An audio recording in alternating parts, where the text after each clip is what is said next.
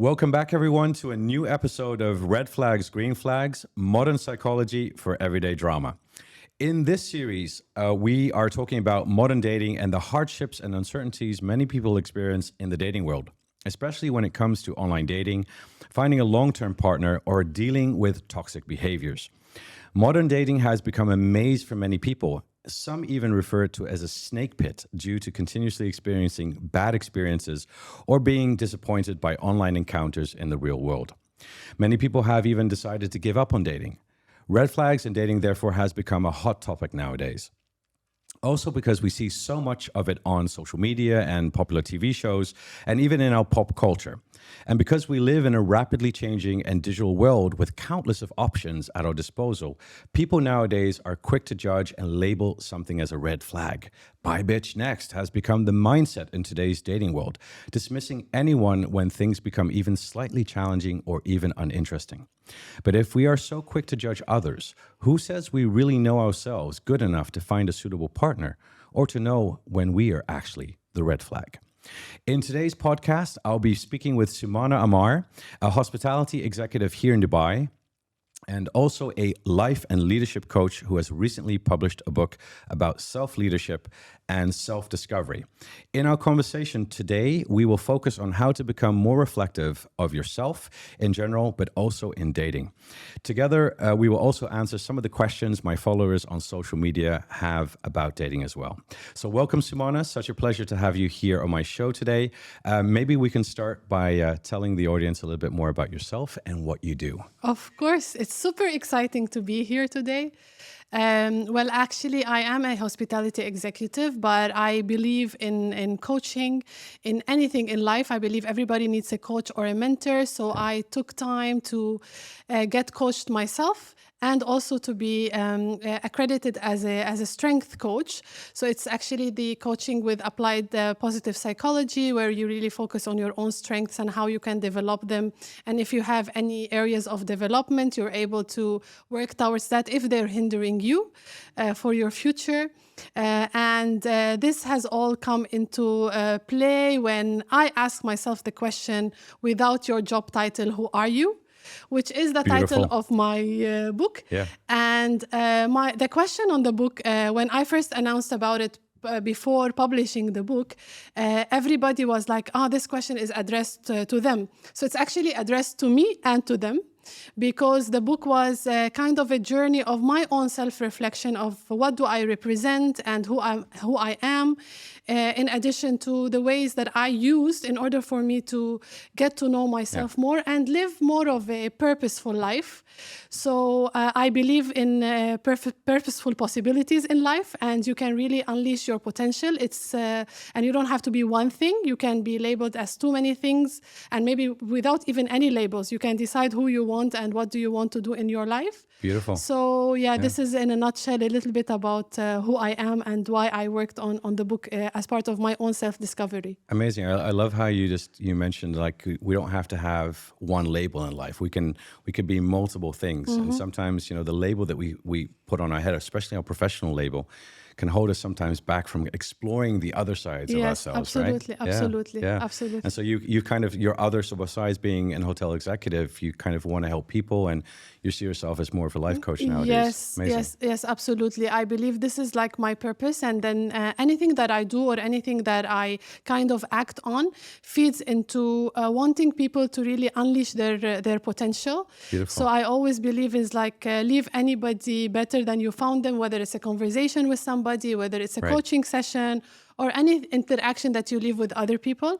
It is a ripple effect. You don't really know how much you could be helping that person to take the next decision of their life. Right. And that's something that really fuels me in. Nice. In the book, I speak about the concept of us being like a Rubik's Cube. We're as simple and as complex as we can be. Right. So everybody is a Rubik's Cube on their own, and they can continue to solve that Rubik's Cube and continue to be as colorful as they are and as playful as they are in their life to really live the best life that they aspire to live. Amazing. So let me ask you this question then. Why is it important to know more about yourself? You're leading your life. So if you're unable to know more about yourself, you're basically impacting every single relationship that you have around you. And the first one is with yourself. Yeah. Why do you do the things that you do? What were things that have happened in your life that has made you the person that who you are? As a human being, it's very important that you kind of leave a little bit of a legacy. I'm not saying legacy as in famous, but an impact for those who are around you.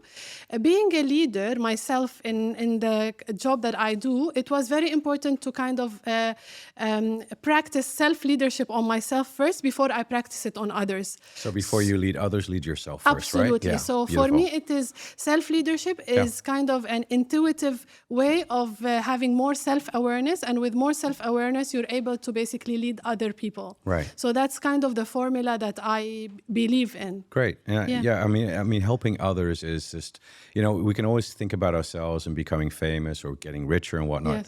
Yes. But once we reach that stage in our lives, it's interesting. I also had a conversation today with someone where I kind of asked, like, what drives you? Like, Yes. you're a professional, you're a high performing individual. What drives you now to want to start giving back? And this is like, I've reached this phase in my life that it's not about me anymore. It's about the other person. Absolutely. And yeah, Absolutely. beautiful. Hey, so I have a question for you in terms of self-discovery, because you talk about this, you provide people tools in your book. What have you discovered about yourself? Maybe as you were writing this book or throughout life, but maybe share with us a little bit what you've discovered about yourself, that now has come like an awareness point for you. Absolutely. Oh, so many things. Actually, my book was kind of a transformational cycle in my life. And although the book was a result of me going through a coaching with a coach myself, so I was able to identify what are my personal values, what are the beliefs that I have really carried throughout the years that hinder me from wanting to be or achieve things that I want. But there are two big highlights in my book that I speak about. And one, I call it the authenticity crisis.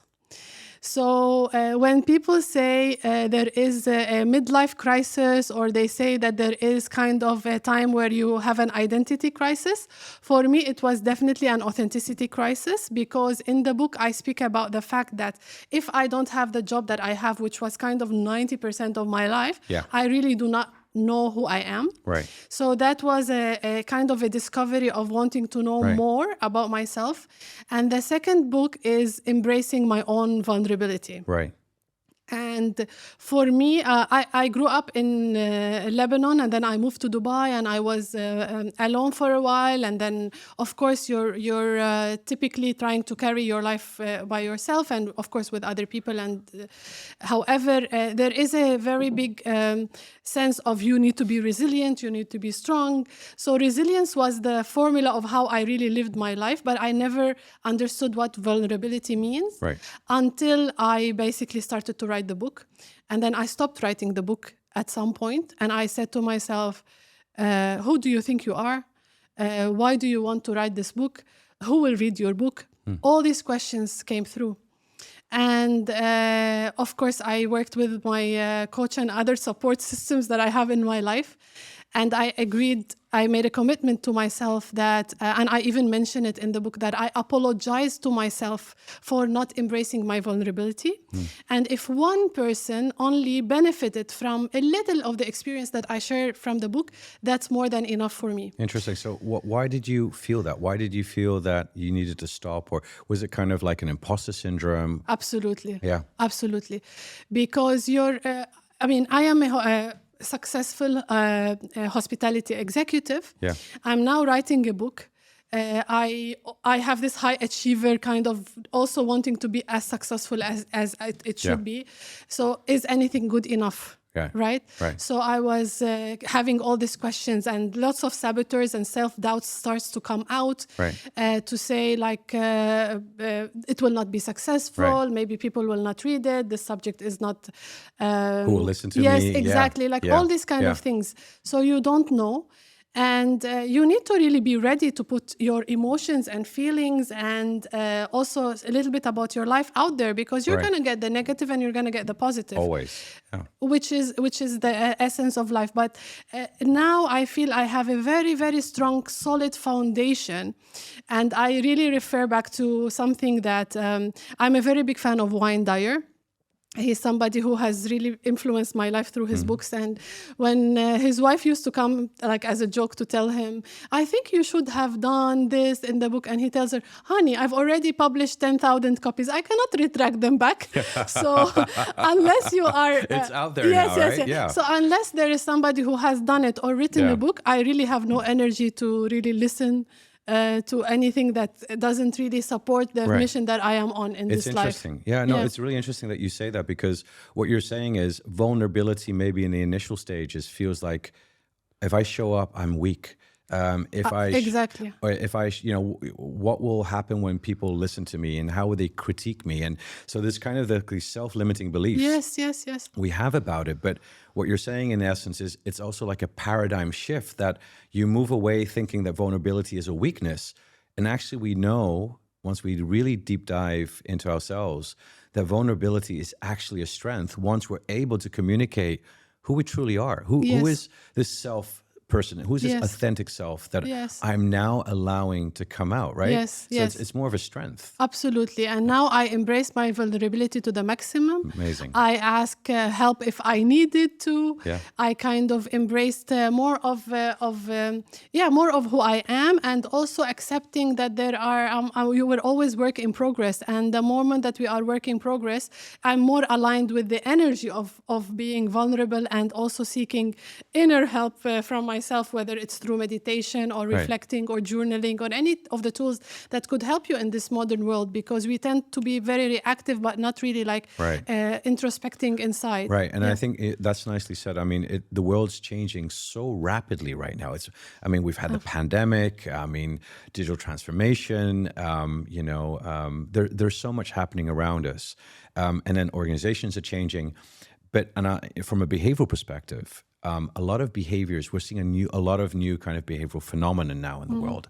And that's why I love talking about this, because I don't only want to reflect on what we kind of believe about the past, but more importantly, what can we see happening in today's world, and how can we put a lens to that to give an explanation?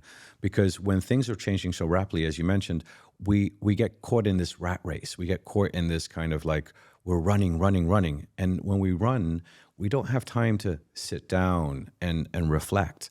And, that deep reflection is getting replaced by just making quick decisions and having tools like AI tools and social media, just to quickly find an answer, which I think is good in one way because we have to. But in the other way, we also lose our ability to be more self-reflective and to have a better understanding why we do what we do, or are we really seeing what we're really seeing? So this brings me into a question. Let's talk about dating. Sure. Right, because today's series is about dating. Of course. And so when it comes to dating, and like I mentioned already in the introduction, is that, people are so easy to say, that's a red flag, red flag, stay away. And not everyone, but a lot of people, they will kind of run away or ghost someone at the view of a very first red flag. And so coming back to this ability to be more self-reflective and why we don't do it. But what would you say, what's one of the reasons from your perspective that you think that people are not being as self-reflective? And is it always a red flag what we see in other people? What would you say about that? I mean, this is really a very good question, and quite a deep question in the sense of self-reflection and how do we view others. In terms of when you see a red flag in somebody else, there are times where that red flag is a reflection of you. Exactly. So it could be something that you haven't probably healed in yourself first, that you have seen in the other person, and you want to run away from it because it triggered something in you that still needs a little bit of healing or a little bit of work. It's not always the case. There might be definitely red flags out there. There's good people and the bad people. I think at the beginning, it's very important to identify your own personal values and what are those values uncompromisable. Like there is a set of values. Like your core values, yes, right? Yeah. Your own personal core values that might differ between, I mean, I'm not talking about the human common integrity, kindness, and all these other kind of things. There are some other core values that are quite important. So for example, for me, freedom is in my top 10 values. So it's quite important, because not that I just want to be like free, but it's just about respecting the boundaries of the other person, but with being very close and intimate. And it could be misunderstood as if you're really dealing with another person who's quite a we call them like a wounded masculine, because masculinity is there with the other person, but not yet kind of a healed masculine who's controlling or insecure and want to do that control. Like this for me is a big red flag. I would say it's a big red flag. But if it could be somebody who is kind of, I am ready to be in a relationship, but 100% ready, but not 100% ready. I'm going to always attract this kind of red flags of avoidant people. That are going to come into my life, because I am also avoidant. Yes, I want and I don't want. And in this modern world, we're so accustomed to a kind of system in place in our life that we are actually do not want to really mess up that balance that we currently reach to. So balance in what kind of balance? So you have your own balanced life. You go out, wake up in the morning. You know that this is your work. This is your group of kind of structure in your life. So you have your friends. This is what you do on a Thursday. This is what you do on a Monday. A new person comes into your life, and then they try to kind of mess it up, or their kind of system of how they communicate to you is a little bit different. And then at the first encounter of them probably being unavailable, maybe your excitement level goes down. Red flag, he was not available. So it's just because we're just do not want to rush into something that could mess up our structure or our system. So we don't give it a second chance, or we don't seek to understand. We as human beings never seek to understand. We just judge, either not to mess up our structure, or because we're afraid to see if there's somebody that is from the other person reflecting in us, and we don't want to go there. Nobody wants to really deal with their own self and their own limiting beliefs or things that have caused them to be who they are. Maybe insecurities, we all have them, right? So we don't want to be vulnerable. So the easiest thing to do is, I don't want any headache. No, that's the red flag. I don't want to do it.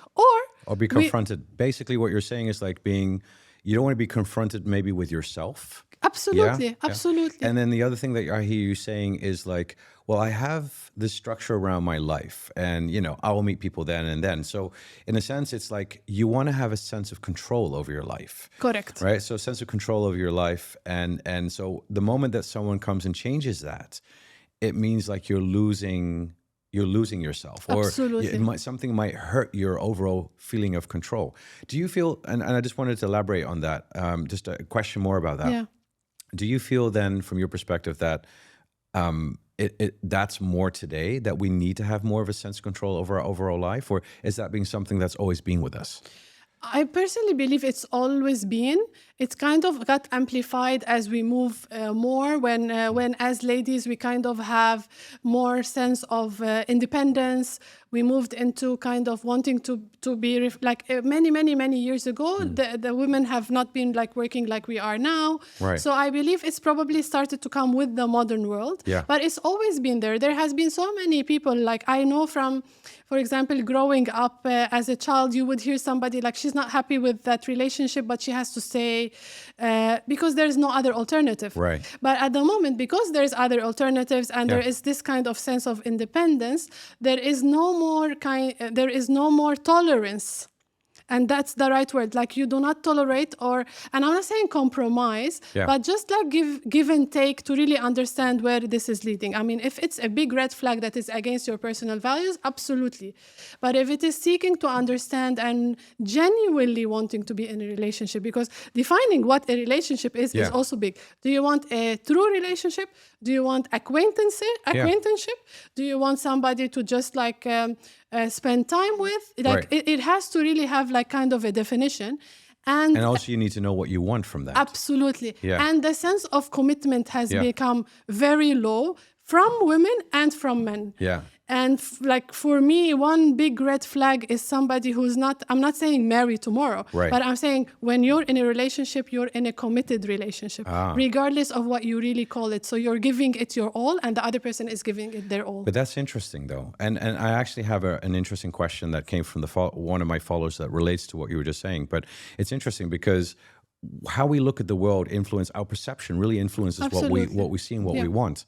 And so you're saying like, well, I want something committed and I want to be with someone more long term. But today's world is shifting in that perspective. You know, this kind of, you know, we see in organizations like there's an end to loyalty in companies, both from the organization side as well as from the employee side. But that's also what we're now seeing in human relationships. Absolutely. You know, there's I call it 50 shades of gray. You know, there are situationships nowadays that people find themselves in that they don't know, am I really in a relationship? Why haven't we defined this? They're just kind of like friends with benefits, right? Yes. You just Correct. Yeah, and so there's these different forms of relationships, and everyone is now looking at it through their own lens. Yeah. And maybe that's a very interesting point because we tend to think, maybe have these traditional thoughts about, and maybe that's a gender difference.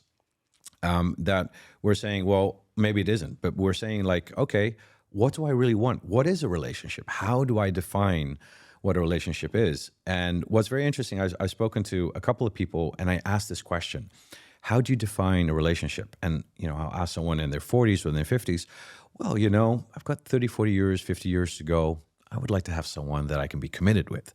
You know, I want someone to kind of give my all and maybe have kids or just be with someone. Whereas when you ask someone at 21, and I've asked this question multiple times, like, how do you define a relationship? Now, again, this isn't generalized for everyone. Yeah, of course, of course. But then they say like, oh, I would like to have, I just want a relationship because I want to have something. I just need to get further in life.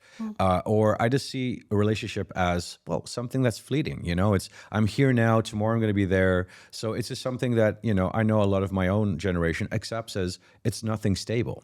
So it's this kind of definition we give to what a relationship is and what we expect from it.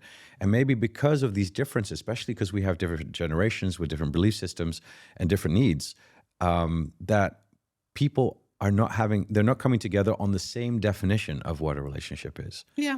And they don't have to. Yeah. I don't believe that they have to. So it based on your own value system and what you want in your life, you could be very happy with the situationship. And that's what really like helps you at that cycle of your life. Yeah. And that's not wrong. And you could be like somebody who wants to be in a relationship Right. and wants to be in a committed relationship. And that's what's gonna like, I mean, you will need to be you need to be in a relationship, situationship, whatever, like the title of it, or with somebody that is going to be adding more value to your life. Right. If it's not going to be adding more value to your life, or it's not going to be like pushing you also towards where you want to move next, Right. Why bother? Right. And if it's just like you really don't care and you just like want to be in it, be in it. Be so in it, there is yeah. no judgment about the type of relationship that Yeah. you can be, at least from my opinion. Yeah. There is no judgment. If it works for you, it works for you. It does not work for the Right. other person. It does not work. So people are different. Yeah. But Comes it back goes to back those labels again, right? Absolutely. Yeah, It goes back yeah. to those labels and what you really want. Right. And I want to really reiterate on something that you said. Yeah. The fact of situationship, am I in a situationship, yes or no, Yeah. is because people are not confrontational.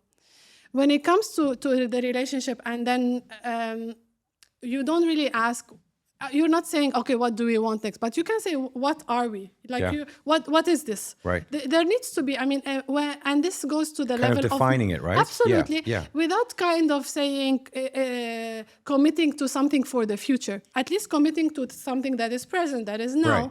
And also identifying what works for you, what do you really want, because you're sharing like so much of your life with that person and you're unpeeling so many layers of yourself Right. that you really want to identify what this means to avoid any broken, damaged hearts afterwards, right? Yeah.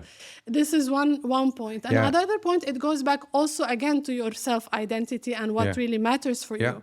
Absolutely. Because as far you might be affected and the other person might be affected. You might be in a situationship that works for you, where I've had friends who were very comfortable in the situationship, but the partner wants a committed relationship, but they don't want. Yeah. And vice versa. So we have and to that's the risk, right? That's the risk with situationships because, you know, feelings evolve, and It's not like I wish it was easy. Like, oh, let's all fall in love at the same time. No, it that doesn't work like- happen, of right? course, yeah. of course. And then so how do you deal with that? And just jumping on what you were saying about that situations, because often, you know, also on social media, I'm also to blame. You know, I talk about situations in that way in my TikToks and Reels. But, you know, if you dive into the literature, you know, and I'm writing this book on red flags as well.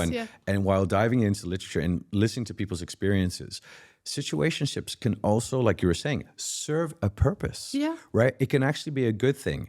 And so it doesn't have to be a bad thing, because not everyone has to say, okay, let's be in a relationship right now. Or maybe we just came out of one and I just don't want to define it just yet. Or I don't want to be too vulnerable with you. And I like what we have, and I'm very busy, and let's see how it evolves. Yeah. But what you're saying is, like, eventually, like, someone might develop more emotions and feelings for another person, but therefore maybe feel scared to talk about it. Correct. Yeah. And this is where communication is key. Yeah. I mean, if you have any relationship with anybody, like a working relationship, a friendship, right? In friendship, you talk.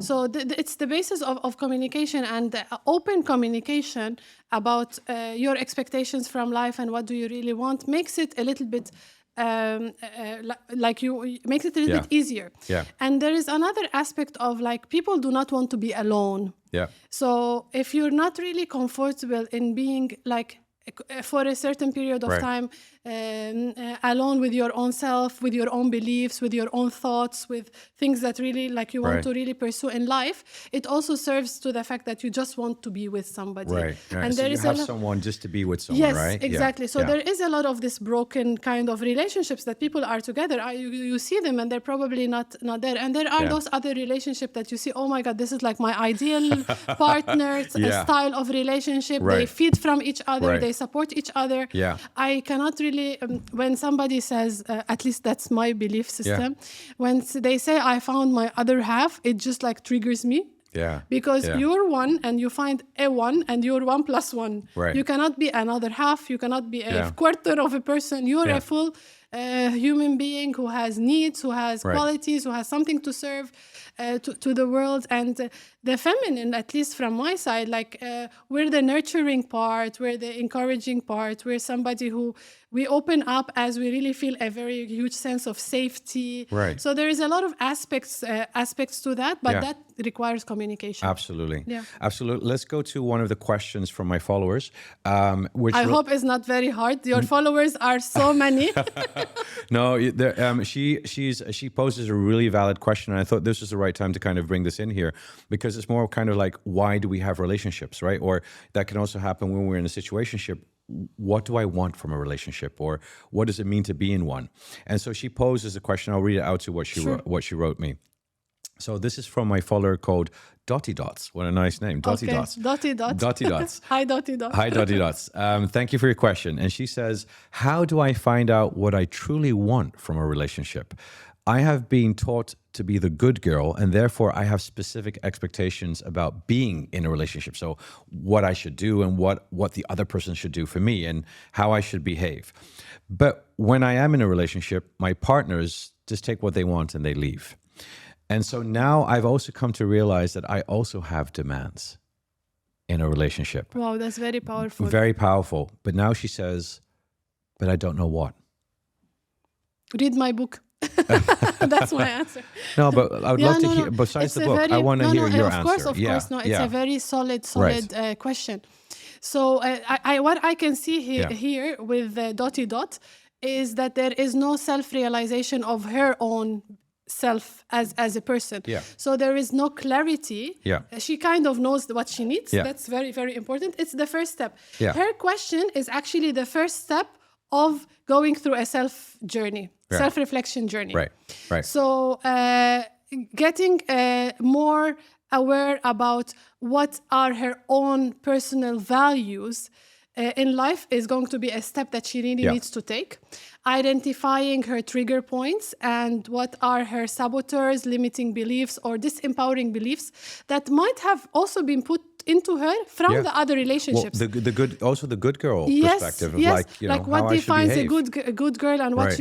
you behave. I mean, you can have this wild nature and Yeah. wanting to really explore life, and there is no definition of good or bad. Yeah. So there, she needs to have clarity on that disempowering belief, or the belief that somebody else told her that Yeah. she needs to be a good girl, and Yeah. she believed it. Yeah. So also kind of reflecting back on that, and Yeah. what does she want to relabel herself as? Yeah. Yeah, So- and that, you know, and let's be honest, changing people's own belief systems is difficult because Absolutely. it's like the mental models, you know, the schemas that we have in our head that help us to look at the world and interpret the world, and especially when those schemas have been instilled in us from childhood, it's something that is, first of all, we need to be, like you were saying, we need to become more aware of it, and that's why that introspection is so important. Absolutely. But it's probably something very difficult to change, Correct. or even change at all. But we can change that if we are 100%. what you're saying, right? And that's Yes. what you talk about in your book, when we're intentional about it. Absolutely, because Yeah. first of all, imagine you're walking and you really don't realize that there is something you have to change. But she actually took time Yeah. to ask that question. So she Yeah. knows deep inside that there is something Yeah. that she really needs to figure out. Yeah. So this is one. Second thing, there is probably a lot of stuff that might have come up Yeah. from the relationship of people abandoning her. Yeah. Right? So there is an abandonment factor Right. of people coming in and then leaving, and coming in and leaving. Yeah. So there is this cycle that she's been accustomed to that she Right. doesn't know any other. Exactly. So Yeah. there is a level of leveling up herself to Yeah. kind of get to know herself more Yeah. and be open and more recipient to what is going to come into her life. Into her Because life, yeah. anything that will come now, Yeah. she's going to be actually blocking herself. Yeah. The reason why she will blocking herself because she's going to be thinking that it's going to continue the same way and people will leave. Yeah. Yeah. And because it becomes cycle. it becomes like a reinforcing Absolutely. negative vicious cycle, right? Absolutely. Yeah. So that awareness is quite important for her to know that not everybody would leave, Right. but I need to be that person How with can I- those demands. Right. How can I break the cycle? Correct. Yeah. So that you know, that reminds me of two reels that I posted in the last year. One of them is, Doctor, one of the questions I received in the past, Doctor, why do I attract bad men? And the answer that I gave to that is, you don't attract bad men, you accept them. Correct. Yeah, That's very powerful. And I would love to hear your perspective also on that one. And the second one, which is a bit challenging, this one, because, you know, is like, why, and again, that was another perspective of like, why am I attracted to bad men? That's another way of looking at it. And one of the answers that I give there is that because of the good girl kind of imprint that a lot of women have, sometimes we feel attracted. That's, you know, women feel attracted to bad men, or to, no, I don't want to say bad men. That's a wrong way of saying it, but to kind of like the bad boys. Let's call it the bad boys, because they release you from being the good girl. And I'd love to hear your perspective on both of those things. Yeah, that's very, very powerful. Yeah. I like the fact that you say, I accept it. I would actually, anything that you really want to accept in life needs to have a definition. So Right. what defines a bad man? Yeah. Yeah. Or a bad boy. Yeah, or a bad boy. Yeah. Like what Yeah. defines them? Yeah. Are they just like careless? Yeah. Do they just Naughty. do what? Yes, naughty. Yeah. Yeah. Do they want to do whatever they really believe that they want to do in life? And that, Yeah. so there is probably a sense of freedom that we're really like plugging into, like kind of not wanting to reflect in us, Right. that we see in the other person, and we kind of find it very freeing. So it could be like this type of reflection. This could be one option. Accepting is absolutely like you accept anything in your life, and there must be a little bit of work that needs to be done internally about. Everybody has this good side and bad side. Yeah. There is places where you can really be intimate and bad, or intimate and good. It's Yeah. up to you, right? Yeah. So there are people who just don't care about it, and there Yeah. are others who care. And also a reflection that I would think of about accepting or wanting to be with bad men is, Yeah. yes, the idea of being the good girl. So Yeah. there's somebody who's more Yeah. bossy, kind of wounded, because Yeah. we ourselves are wounded. Yeah. So being the wounded feminine, Yeah. that we haven't really identified kind of a grounding presence for ourselves, is a reflection of wanting to be with another kind of wounded person. Yeah. So there is a lot of work that needs to be done from where are these wounds that we currently have in us. Right. And maybe that's also a nice way of thinking about it in terms of, you know, when we look at the outside and we say, okay, I'll accept the bad boy, you know, or from a girl's perspective, I'll accept the bad girl, you know, and maybe that's also a perspective of how we look at ourselves. How do we really value ourselves? Yeah. And maybe we don't have high self-esteem, or we're very highly powerful. critical of life experiences, or just kind of going through bad relationships saying, look, I don't deserve anything better. And is that self-worth that, you know, can be impacted so negatively from our upbringing to our experiences in life to past relationships. And then we kind of look at the world and say, why, you know I'm a good person, but why do I attract people that I think that I know are bad for me, but I allow them in? Why do I accept them? And then that self-esteem then eventually is a major issue in that perspective. 100%. Yeah, absolutely. Self-worth and self-esteem play a very important role because we tell ourselves, I don't deserve better. Right.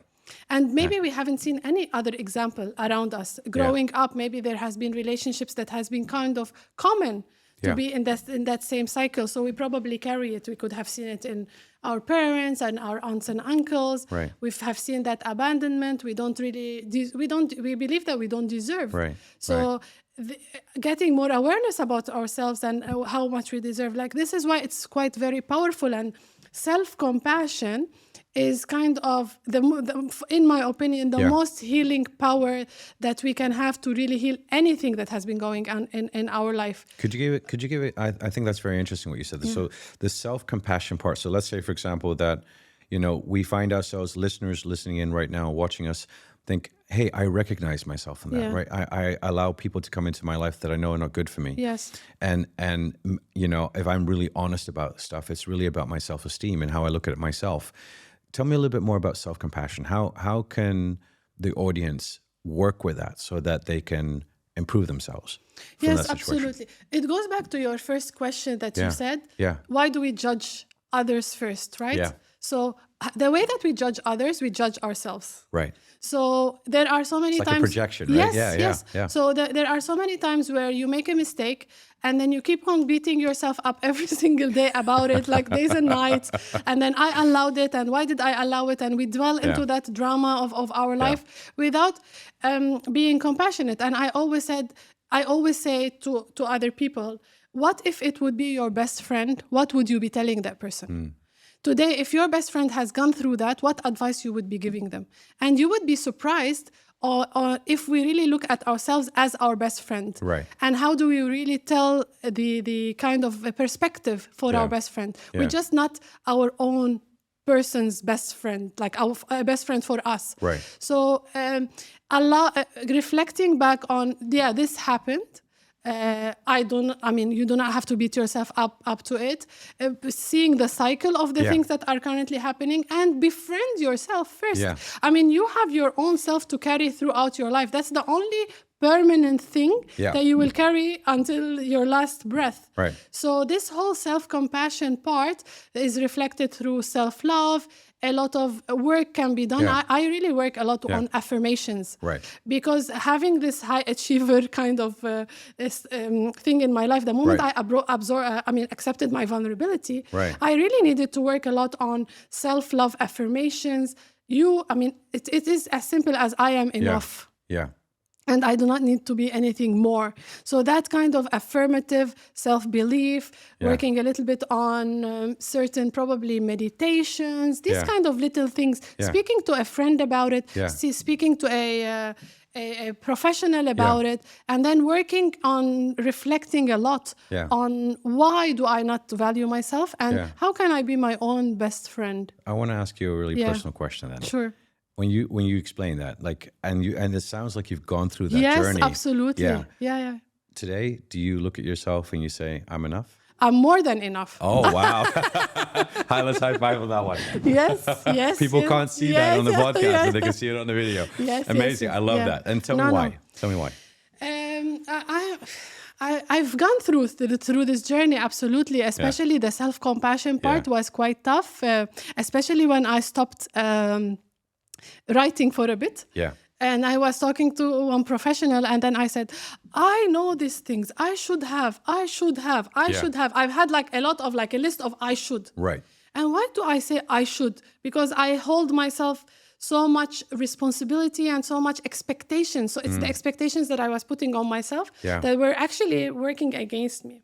And so quick question. So these expectations were, you did them, or were these expectations something that were imposed from the outside? Of course, they were imposed from the outside. Okay. I've always been somebody who, whenever I do something, it's really like really good. Yeah. So I've always been like, oh, you're the best in this, you're the best in that. Yeah. And I just want to be like the normal person who does things just for the sake of course, I like I like to give everything its all.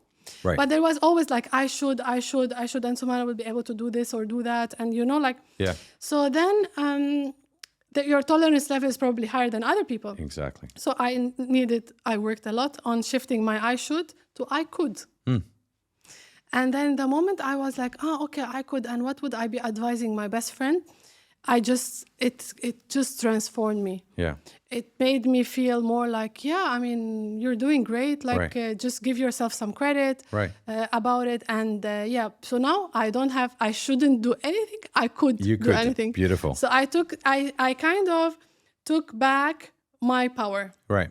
Beautiful. And again, when I dive into conversations with clients and people over the many years, fundamentally, it is a mind shift change that changes everything. Absolutely. It's like, do we frame something as negative, or do we frame something as positive? Do we frame something as I should, or do we frame something as I could or can or I will? Oh yes, right? absolutely. And so in that framing, often when we look at problems, we look at problems from the individual perspective or situations. True. But we have to go back to the mind. We need to go back and, why am I looking at it from this perspective? Do not believe everything that your mind tells you. Right. And when people talk about mental health, and and I speak to companies, and they're like, yes, but mental health. But what is mental health for you? Like, oh, it is, and this is just from a company perspective. It's like, it's the illness model, it's the disease model. But wait a minute, mental health can also be a perspective of, coping mechanisms and coping strategies and productivity and resilience. Absolutely. Right, where both you and I heavily focus on, right? Yes. I believe in the resilience model that we should be focusing on much more than just the disease model. But it's that perspective of changing that and looking at it from a new lens, and that changes everything. Absolutely. Everything. Look, I have a question for you, and this kind of is a segue to what, and I also have a client, a follower actually here that has a question. But first of all, you spoke about, energy and feminine energy and masculine energy, and maybe even toxic masculine energy from that perspective. But, I see you as a very successful lady, and very successful in multiple things that you do in your life. You're a high performer. You're an executive. You're a life coach, and I think it's not just the perspective of an individual. I think it's a trend in general that more and more women are choosing for career, and they're choosing for profession, and they're choosing to take the lead. So we're seeing, and I'm very happy about that, we're seeing a shift in gender roles around the world, even in countries where there's a high masculinity score, where there's a high power difference between men and women culturally. And so that's a great change, right? I think that's a beautiful change. But at that same time, a lot of people are now challenging the perspective of, hey, wait a minute, I as a successful woman, I feel that men are getting less masculine, or their energy is becoming less masculine. And then my question then is it because women are now more empowered than they were, let's say, 50 years ago, that therefore they see men less masculine? Or do you believe that this masculine energy is becoming less because of what's happening in today's world and social movements, empowerment for multiple diversity elements? What's your perspective on that? Because, I will come up with a question afterwards from one of my followers, which I thought was very interesting, but I'd love just to kind of start with that, because we talked about energy also. Yeah, I mean, I'm a very strong believer in energy, and also the energy from a masculine or a feminine perspective. We are a mix of both. Both, right. Yeah. Yeah. So we have the masculine man and we have the wounded man, right? And the masculine man, the mature masculine man will be displaying more of his masculine energy, but still have that feminine energy, like the mature kind of healed, kind of knows what he wants. Nurturing side, protective. You know, like this is kind of the embracing energy for the feminine, and vice versa. The feminine needs to really provide that environment for the masculine man, where she's playful, where she's able to reflect her feminine side, the sensual part, and all of these other things. Now, being in certain roles, I always say, being an executive and being successful, there are times where I actually use a little bit of my masculine energy, but I really always lean a lot on my feminine energy. Because as a leader, the nurturing side of me and the people side of me always comes. So I can be the strategic, determined person that needs to really get things done. But when you have more awareness about those energies, and you're in a relationship, you go home, you're really like wanting to have that kind of embracing that environment to be with with a masculine man who's giving you that space to be vulnerable and open. So it's about awareness of where do you stand with both. So I don't think it's because of women taking more roles. It's because of both wanting to copy each other, and they shouldn't. Right. Women should not really have to spend too much time in her masculine energy because she's a leader. Right. And this is where the mistake happens. So she spends too much time in the masculine energy. Because of the environment kind of requires that from her. Yeah, especially in an organizational setting. Or she believes it requires. Right, exactly. So there is a bias, stereotype or a bias, that she needs to be that, but it's not really the truth, because you could be also leading with your feminine energy, and you can do that. So when we amplify our masculine energy, we don't give space to the other man to display his masculine energy. Right. And it's often labeled as toxicity, right? Or toxic masculine energy. Yeah. Absolutely. So we need to give the man a space to display his masculinity by also being the feminine that we want in the relationship. Right. And vice versa. So it is a common ground of being grounded, of really understanding how do you like play with that. But I am not a strong believer of like men are losing their masculine energy because of women just taking over roles. That's really not true. I mean, the mother in every household, before even people worked, she was the boss of the house, right? Well, look, in many cultures, it's very interesting to that point, because, you know, I used to live in Japan. And in Japan, you know, there's very high gender differences, right? There's a patriarchy where the man is the breadwinner and the wife is the housewife. In Japan, you officially have an official title. The housewife is seen as a title, and you know, so you also how women are seen within organizations as well. They're kind of placed lower because they're kind of like believed, even though they're very educated and they come into the organization. The men and the organizational culture does not allow them to grow as far, because there's this belief that women are going to get married and they're going to have kids, and that's going to be their new role. And so when we look at it from the West, we think, wait a minute, there should be more equality there between men and women. But what people don't see, the behind the scene is that, and this is what a lot of my Japanese colleagues had exactly that. They were the breadwinner and the wife was the housewife, but she controlled the money.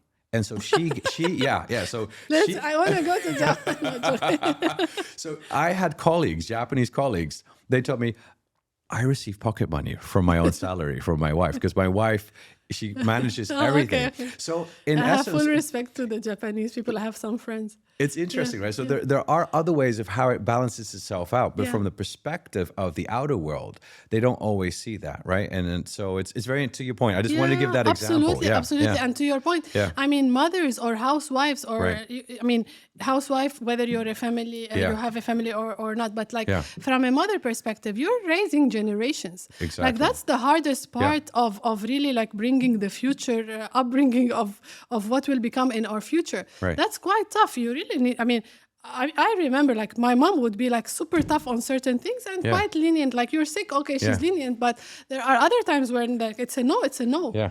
And that's her masculine at the highest. But if she's not, for example, affecting, let's say, a partner or whatever. Right. No, I mean, Right. I don't believe that it's because of that. It's because we believe that we should display more of that to be able to kind of be equal. Right. Well, I mean, Let me jump in there, actually, Yeah. because I think this is an interesting point, and also a question that my follower Lisa Hardgrove sent in, and her observation, her first question was why men seem to be less masculine nowadays, and of course I asked her a follow-up question: could you elaborate a little bit more on this? And she says, well, I've been disappointed. So I'm a mother, I have kids, I've been disappointed by them, so I had to take charge, and I took care of taking charge of the kids, and I took charge of the household. So why should I let another man in that, I can do everything myself? So basically, because of her experiences, she's become much more self-reliant, and therefore probably have to put more of her masculine energy into her life. And then in that case, now it's becoming maybe harder for her, because now she says, if someone else comes in, another man comes in, and I don't think he's going to live up to my standards, I'm pushing him away. So that's very interesting. So basically, it's a mother with very feminine energy, but because of the experiences that she's had, and she's becoming more self-reliant. Now, then my question then to you is, has her experiences now made her put her more in a masculine energy, and therefore she needs now someone who is even more masculine, or show as a man, to be able to balance her out? What would you say about that? I mean, masculine energy is all about taking control. Yeah. When a feminine wants to be with a masculine man, the masculine, the mature, healed masculine energy is also a reflection of somebody who takes control. Yeah. If she doesn't want to give him the space to take control, she's already jumping into her role, into his role. Yeah. Right? Yeah. So it is about what she would expect from that relationship. So if Yeah. she only wants somebody who comes in and takes care of the household and takes care of the kids, that's not the role of the man only. Yeah. There is so many other roles for a man that that he could bring into support, emotional support. Yeah. I mean, where is that emotional support? Physical support. Right. Somebody to listen to, the communication. There's so many other roles that a healed man who's very decisive, who can really push you, who can really help you with your dreams, and so many other things. But she's taking it from one perspective of, if I don't take care of the household. So what I would ask her is, what has been the pictures of a man before? Right. Has like in her life or even in the lives that she has seen probably growing up? Was it that the man is only the breadwinner and who takes care of the household and the family? So if that is the image, the reflection of that image needs to kind of be shifted. That has nothing to do only with masculine energy. It's how much you allow. Absolutely. But what she's actually saying here is that because of the bad experiences she's had to learn to become more self-reliant. And I think a lot of the people that are listening in today is, damn it, I've gone through so many bad experiences. I've now have to become more self-reliant. I need to make my own decisions, and I'm not going to budge for anyone. Like you said, kind of coming back into that structure. What would you say to her in terms of how could she, because it seems like her masculine energy is related to, I'm putting up my guard. Absolutely. And maybe therefore, if you want to become the person that is equal to me, you need to be higher than my guard. And maybe it's not so much a red flag, but more of a dynamics of the relationship. Right. What could she do maybe to kind of bring down that guard and maybe allow to be more trusting in allowing another person into her? Absolutely. Yeah. And I mean, reflecting back on all the relationships that she's gone into, and they have probably they made her like lose the trust in that. One thing I would encourage her to do is to reflect on the qualities of those men that has really done those bad things with her, or has really probably walked away, or whatever her experiences are. Is there a cycle there? Yeah. Well, clearly there is. Yeah. So so from her side, like we can see it, but she needs to see it. Right. Like from her side, she really needs to see that cycle of that. And does her self-reliance means that that it is not wanting to be with somebody? because that self-reliance is a Yeah. reflection of putting the guard up, as you have said. Yeah. But at the same time is also, I am doing that and I want you to be more. Yeah. It is not about I want you to be more. It's Right. about, do I want to partner with you? Right. Right? So it's Right. about reframing, to your point. Right. What do I want that man to add to my life? Right. And maybe she doesn't want any man to add to my life. Like she's pushing, maybe she's pushing the, so It sounds like that in a way. Is she pushing someone away? Yeah. And why? Yeah. Like she needs to ask herself that true question. So the key here is more self-reflection, right? Self-reflection, absolutely. And maybe to your point, what you were saying before about being more vulnerable. Hey, I have something very interesting and talk because we got about 10 minutes left, so I just want to make sure we cover some more questions. There is an interesting study that was published in 2015 talking about what men really want from women, and especially now more women are choosing career, having kids later in life. Yes. One of the biggest, I think, in the UK, the 30 plus has now become the biggest segment that are having kids for the first time. Yeah. So clearly, things are changing. More women are choosing career over family, or choosing at least career first and then family later. And what was very interesting in a 2015 study, because this study was kind of done around wanting to understand what are men's preferences for women. And in this study, they wanted to investigate what do men say that they want versus what do they really want. And so this was a study published in the Journal for Personality and Social Psychology Bulletin. And what a lot of men said, and again, I think they call this the Clooney effect, right? Okay. Right? Yeah, we want to have women that are successful and more intelligent, and we find that attractive. And that's what men say on paper. But what the study actually found is that when they actually, in the proximity, when they were together, they didn't want to date that because they actually felt intimidated. And specifically, and this is what the paper says. So on paper, they romanticize, I want to be with a successful woman and the highly intelligent one. But when it actually comes down, imagination, so it had to do with proximity. If you were far away, then it was great. But when it was actually like sitting together and like, okay, now I feel intimidated because you make me feel less in that what I value. And so for a lot of men, they value intelligence or they value monetary success. And so when they were confronted with that, they kind of felt, ooh, am I losing my masculinity in this case? Or can I still be the one that, is the one? Yeah. So that was a very interesting perspective. Yeah. And again, this is what I love about science, is that it helps us to understand what people think they want versus what they actually want. True. Yeah. Yeah. No, I just wanted to share that in terms of the energy perspective. Absolutely. This is absolutely true. And you see more and more of women who are highly successful looking for that committed relationship because of that issue. Exactly. So we know time's closing, so I have to close up. I'm going to ask you a couple of questions, the final questions, and see if we can get some quick, snappy insights from your book and also from your life experience. Emotions. What's happening to emotions nowadays? People feel, as something that I see a lot also happening in the dating world, people don't feel they want to invest emotionally anymore. Quick perspectives on that?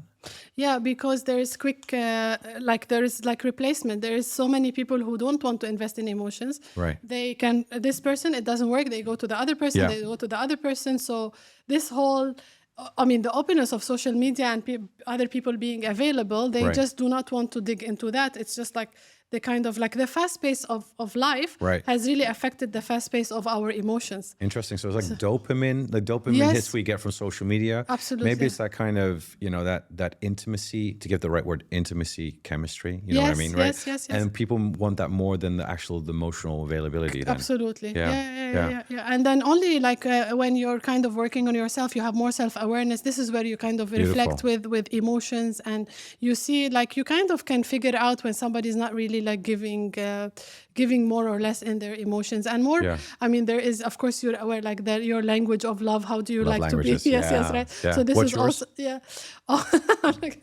no, mine is physical touch and words of affirmation. I'm 100% physical touch. Yeah. So I have those in my top, and like for me, for example, you want to help me to do something or not, and I don't care. Like you help me, of course. You don't help me, I already do it. Yeah. But like no, I prefer to have that other aspect from a masculine perspective. Beautiful. Okay, I'm just going to do a fire round with you on this one. Coffee or tea? Tea. Tea? Why tea? Because there's a variety of tea. There's a variety of coffees as well. No, tea. Tea, good. Sipping cocktails on the beach in Bali or trekking through the mountains of Machu Picchu? Oh, both. Oh my God, like both. I have both sides of me. I have the adventurous side. Yeah. And then I have that like, don't talk to me. I'm like out of this world. So I actually vote for both. Vote for both? Yes, okay. yes. Hopeless romance or single forever? Hopeful romance. I am a hopeful romantic.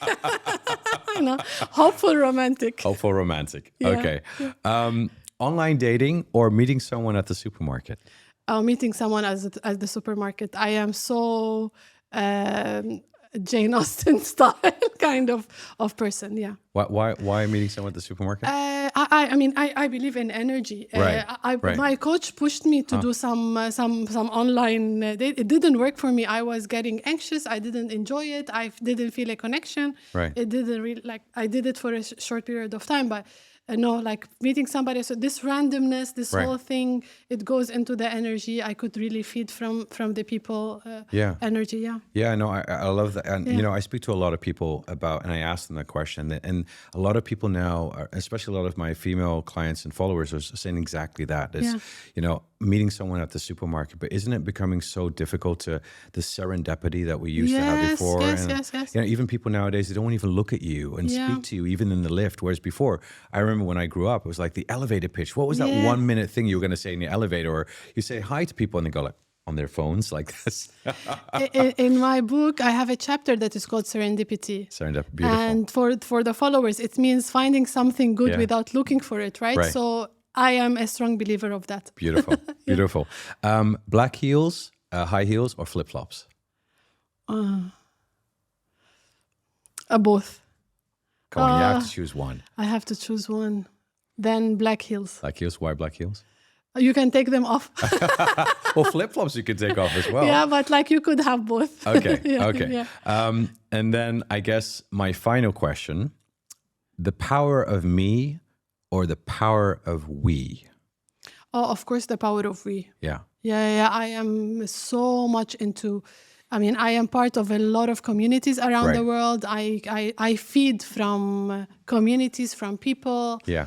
I have my own time. Yeah. I have my own self-reflection. I need that, but I really like feed on learning from other people and spending time with other people. Yeah. Amazing. Look, I had like I want to close up with what, you know, you already mentioned red flags, because I want to close up the session with, give me 2 red flags in dating, and also, because we didn't talk about that, what are 2 green flags for you in dating? Yeah, of course. Let's start with the red flags. Yes, we of get course. them We out like of them the the way. most. For me, red flags is somebody who isn't into commit. And when I say commit, I'm not saying marriage or something. It's just like giving your time and your all to the relationship. This is a very big red flag. And something that people do not notice is gaslighting. Ooh. So for me, this is a very big red flag. It's manipulative. It's trying to make the other person. So this is a lack of self-reflection. Right. So it's a very big red flag.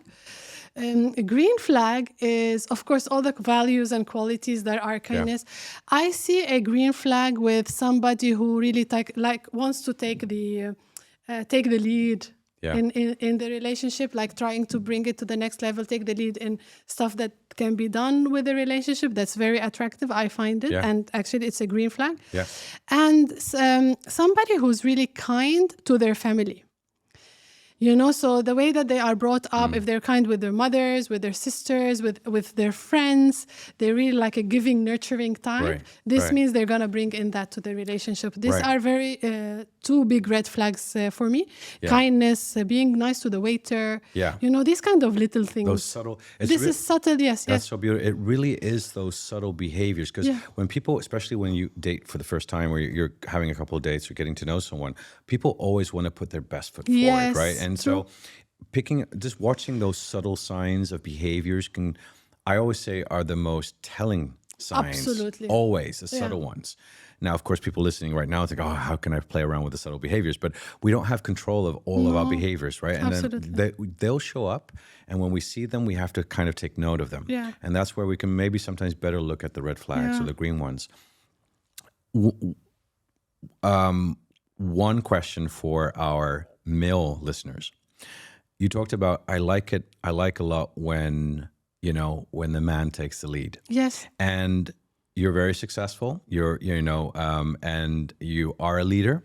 And like we saw in the studies, like men say, not everyone, but a lot of men do say, like, I romanticize to be with a successful, intelligent woman, but in the end, when they're sitting face to face, they don't. So, what would you say to men in terms of how best for them to deal with successful professional women, and because that is becoming the norm nowadays, that more women, again, choosing for their careers and not just only to be the housewife. What would you say from your perspective Yes. is something that they should do or could do in terms of taking that lead, maybe when the energy that you and other successful women send out might be making them feel very vulnerable or insecure? What would you say to them? I mean, vulnerability for a man is also not something that is bad, because you Right. grow together in a the strength. relationship. Yeah, It's yeah, a strength. yeah. So for both sides, I would really encourage, first of all, it's quite important, whether it's a man or a woman, Yeah. to really have that level of self-awareness as Yeah. you move forward. So you're really Yeah. aware of what you want and what are your triggers and everything else. And then the other thing is that at the end of the day, whether you're a leader, a female leader or not, Yeah. you're in the relationship to kind of enjoy it and be that playful kind of feminine part of it. So I would really encourage to give that space to that. Yeah. So to give that space where you really have those boundaries, but also look at that quality of being successful in Yeah. admiration. Yeah. You know, like that person you're choosing, if you end up marrying them, they're going to be raising your children. Yeah. Right? Yeah. So do you want them to be raised by broken, somebody who's not aware, who's not somebody who really wants to really give them the best education, or like being like the right role model, or vice Yeah. versa? So Yeah. if you look at it from that perspective, Yeah. it's kind of a completely different shift. But give that space where you can allow her to also like flourish and be Yeah. that like feminine woman that she is, and actually, how can I say, celebrate her Yeah. for the success that she is, and Yeah. vice versa. Yeah. It's not Yeah. a competition, it's No. a partnership. Yeah. So if you look at it from that perspective, so many things shift. Right. Yeah. Right. Excellent. Thank you, Soumana, You're welcome. for being here and sharing your knowledge and Thank you. perspective and having a really authentic conversation today Thank you. about dating, about how do we deal with ourselves, and specifically in today's show was more about reflecting on self than judging others. And then when we look at ourselves first, then we're going to be more informed about what we really see is really there, or where do we have, what you say, our wounds or our own vulnerabilities, True. and how they affect our judgment and what we can do about it. Thank you so You're much. welcome. It was quite interesting. I loved it. I loved Same it. here. Thank you so Thank you. much. Thanks. Thank And good you. luck with the book. Thank you Yeah. very much. Thank you. Are you ready?